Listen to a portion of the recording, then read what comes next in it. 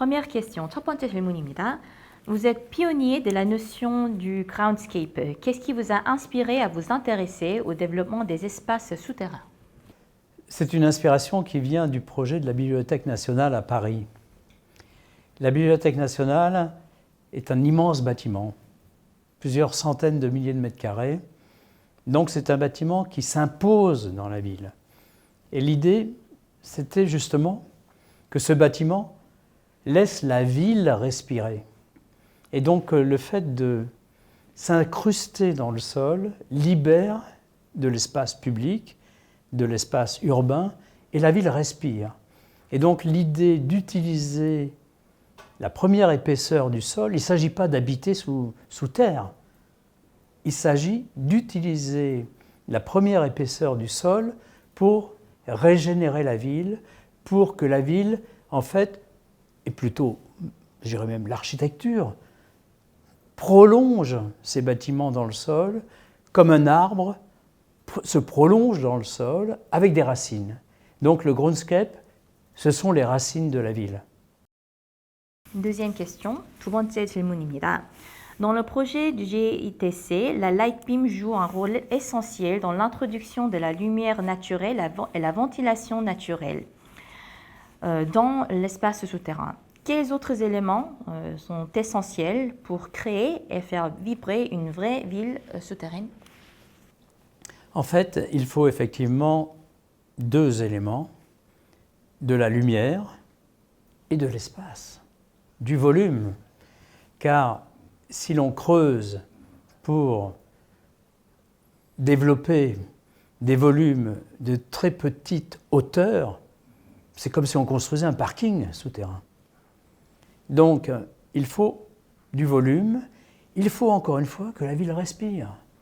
Il faut que la ville pénètre dans le sol, que la lumière pénètre dans le sol, afin que, naturellement, lorsqu'on va circuler dans GITC, on va, ni plus ni moins, avoir la sensation d'être dans un grand passage couvert. On ne saura pas exactement si on est au-dessus ou en dessous du sol. On sera dans la ville, on circulera à l'abri, dans des conditions de confort, dans des conditions assez exceptionnelles, car cette galerie sera unique, et donc l'utilisation du dessous devient positive. Ce n'est pas anxiogène, ce n'est pas une inquiétude, c'est au contraire une découverte, une révélation et d'une certaine façon une forme d'expérience à vivre avec les transports, avec la ville et une régénérescence du quartier. Car cette light beam va aussi permettre de créer un grand espace public végétal qui sera la place verte du sud de Séoul. Troisième question, 세 번째 질문입니다. Un grand espace paysager, le Greenland, sera créé sur le sol. Comment définissez-vous le concept du Greenland et comment souhaitez-vous que les citoyens utilisent cet espace? Le Greenland, en fait, c'est un espace public. L'importance et le rôle, je dirais presque la mission de ce Greenland, c'est de mettre en relation deux quartiers qui aujourd'hui sont séparés par une avenue extrêmement large et extrêmement intense en termes de trafic.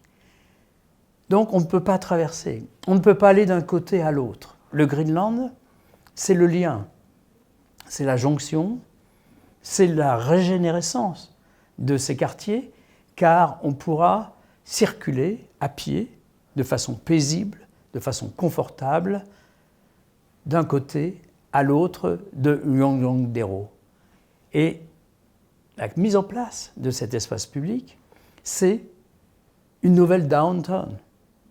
Et effectivement, autour de ce Greenland vont se développer des nouveaux projets. Des projets publics, des projets collectifs, des projets privés bien sûr, mais aussi un nouveau COEX, réhabilité, régénéré lui aussi. Donc, l'espace public, c'est la clé de la régénérescence de la ville. Quatrième question. À votre avis, qu'est-ce qu'il faut pour assurer la synergie entre COEX et GBC?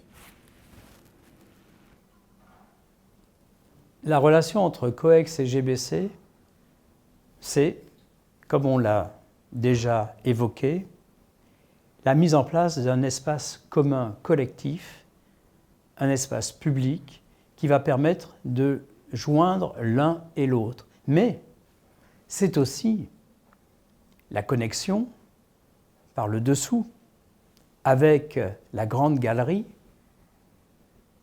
une connexion entre les bâtiments eux-mêmes, mais aussi une connexion avec l'ensemble des transports, les stations de métro, la gare de train.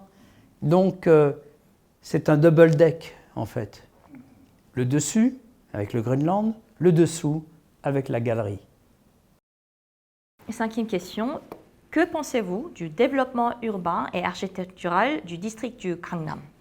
Comment évaluez-vous son trajectoire concernant ce développement et quelles idées ou suggestions avez-vous pour le futur? Alors le développement du quartier de Gangnam est un développement très puissant avec des bâtiments de grande hauteur. C'est certainement positif, mais il faut, je pense, que les programmes soient mixtes. C'est-à-dire, il ne faut pas seulement des bureaux, il ne faut pas seulement des centres d'exposition, il faut des logements, il faut des espaces publics, il faut que le quotidien, que la vie de tous les jours s'installe dans Gangnam pour trouver un équilibre social, économique et aussi architectural. Donc, la diversité, la mixité est certainement l'avenir, en termes de prospective, du développement de Gangnam et du développement de nos grandes villes. En fait, ce que je viens de dire n'est pas particulier à Gangnam. C'est un sujet planétaire. Toutes les grandes villes développent des quartiers qui sont monofonctionnels.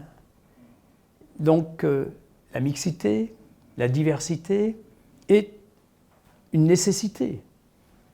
On ne peut pas passer à côté de cet avenir qui est de vivre ensemble. Travailler, vivre dans le même quartier et pas forcément faire des centaines de kilomètres le matin, le soir pour aller travailler ou bien pour aller se distraire. Donc, il faut la mixité, il faut la proximité. La proximité, c'est l'avenir de nos grandes villes.